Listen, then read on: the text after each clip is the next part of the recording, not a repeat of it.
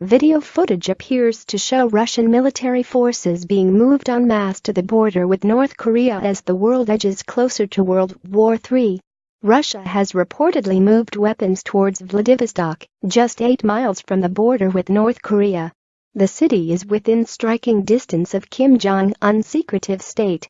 Although unconfirmed by the Russian government, the movement of tanks and missiles was spotted by terrified people living in the border city and posted on social media. According to reports, the military convoy caught on camera included 8 surface-to-air missiles, all part of Russian air defense.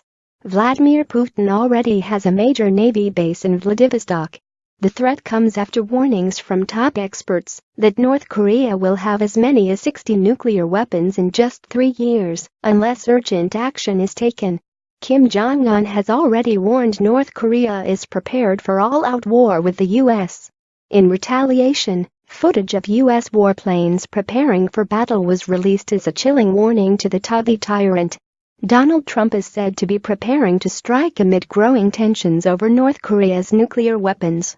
The U.S. president appears to be ramping up his military capabilities after dropping a massive ordnance air blast bomb on ISIS tunnels in Afghanistan last week. But since the emergence of the Vladivostok footage, fears have grown that North Korea could become the trigger for a conflict involving the U.S., China, and Russia. Both China and Russia consider North Korea as a necessary buffer state, which they need to keep stable for their own national security. It comes just days after Rex Tillerson, U.S. Secretary of State, said relations between Washington and Moscow are at an all-time low point. China has pleaded for the U.S. and North Korea to back down. On Friday, China's Foreign Minister Wang Yi warned that conflict could break out at any moment.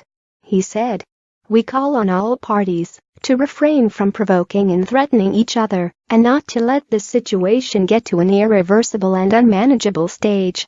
Russia has reportedly moved the weapons towards Vladivostok, just 8 miles from the border with North Korea. The city is within striking distance of Kim Jong-un's secretive state. And Russia and China have reportedly sent ships to shadow a U.S. fleet sent to threaten North Korea. But reports suggest the U.S.'s boats are 3,500 miles off course. Although unconfirmed by the Russian government, the movement of tanks and missiles was spotted by terrified people living in the border city and posted on social media. According to reports, the military convoy caught on camera included 8 surface-to-air missiles, all part of Russian air defense. Vladimir Putin already has a major Navy base in Vladivostok. The threat comes after warnings from top experts that North Korea will have as many as 60 nuclear weapons in just 3 years unless urgent action is taken. Kim Jong-un has already warned North Korea is prepared for all-out war with the U.S. In retaliation, footage of U.S. warplanes preparing for battle was released as a chilling warning to the tuggy tyrant. Donald Trump is said to be preparing to strike amid growing tensions over North Korea's nuclear weapons. The U.S. president appears to be ramping up his military capabilities after dropping a massive ordnance air blast bomb, Moab, on ISIS tunnels in Afghanistan last week. But since the emergence of the Vladivostok footage, fears have grown that North Korea could become the trigger for a conflict involving the U.S., China and Russia. Both China and Russia consider North Korea as a necessary buffer state, which they need to keep stable for their own national security. It comes just days after Rex Tillerson, U.S. Secretary of State, said relations between Washington and Moscow are at an all-time low point. China has pleaded for the U.S. and North Korea to back down. On Friday, China's Foreign Minister Wang Yi warned that conflict could break out at any moment. He said, "We call on all parties to refrain from provoking and threatening each other and not to let the situation get to an irreversible and unmanageable stage." Meanwhile, Vice President of the U.S., Mike Pence, has threatened North Korea with an overwhelming response if Kim Jong-un uses nuclear weapons. And terrified U.S. citizens are building nuclear bunkers in response to the threat of all-out war with Kim Jong-un. North Korea is issuing a new threat to the U.S., warning of a, quote, super mighty preemptive strike. This comes after Secretary of State Rex Tillerson said the White House was looking to put more pressure on the regime. This is a constantly developing story minute by minute. What is the latest? You're right, Shannon. There seems to be a lot of back and forth at the moment as the US and their allies consistently say that the North Korean regime must change its ways. The regime continues to threaten these attacks. And as you say today, they have threatened a super mighty preemptive strike, saying that they could immediately wipe out US forces in South Korea and also strike the US mainland, reducing them to ashes. Their provocations now seem to be ratcheting up. But Secretary Tillerson, his response was as measured as ever. We're reviewing all the status of North Korea, both in terms of state sponsorship of terrorism, as well as all the other ways in which we can bring pressure to bear on the regime in Pyongyang. So no let up from North Korea, but continued pressure from the administration to try and solve this awful solution, this awful problem. Shannon? Okay, so China, obviously, Benjamin, a key player here. The president's talked a lot about our growing role with them, his chemistry with their top leader. What does that country now have to say about how this is playing out? You know, Shannon, there's been sort of mixed signals from them. Of course, China has a relationship with North Korea. They have done for some time, and that's not going to change overnight. But they are getting frustrated with the regime. You know, the US has a pretty good relationship with China on this at the moment, as seen with Trump's meeting with the president in Mar-a-Lago. But the Chinese say they are opposed to any US unilateral sanctions and action in Korea. And they've also said that at the moment, they continue normal relations, including normal business contacts with the rogue state.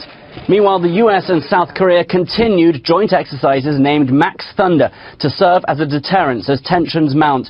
About 100 aircraft, including F-16s, took part in the drills aimed at checking the Air Force's air battle and surgical strike capabilities in an emergency situation. So very tense situations in the Korean Peninsula, but the US still saying the era of strategic patience is over. All options remain on the table. We are seeking peace, not begging for it. We will defend the peace and security of our nation by our own might. Our army is at a state of maximum alert to respond to the US military build-up. If we notice any sign of assault on our sovereignty, our army will launch merciless military strikes against the US aggressors wherever they may exist, from the remote US lands to the US military bases in the Korean Peninsula, like those of Japan and elsewhere. The recent US maneuvers and the previous ones, which the US keeps saying are annual defensive routines, have revealed the hostile intentions of the US. Those moments fall within the scenario of preemptive strikes that are directly targeting our supreme command and strategic positions, like our missile and nuclear capabilities. The new Trump administration should look to the world with open eyes. The time of dictating orders by brandishing the US military might has gone. If those businessmen in power in the US thought they could intimidate us with military or sanction threats, as the Obama administration used to do and failed, they will soon find out such threats are useless. Unless the US abandons its hostile policies against North Korea, there will be no chance for any future bilateral meetings at any level.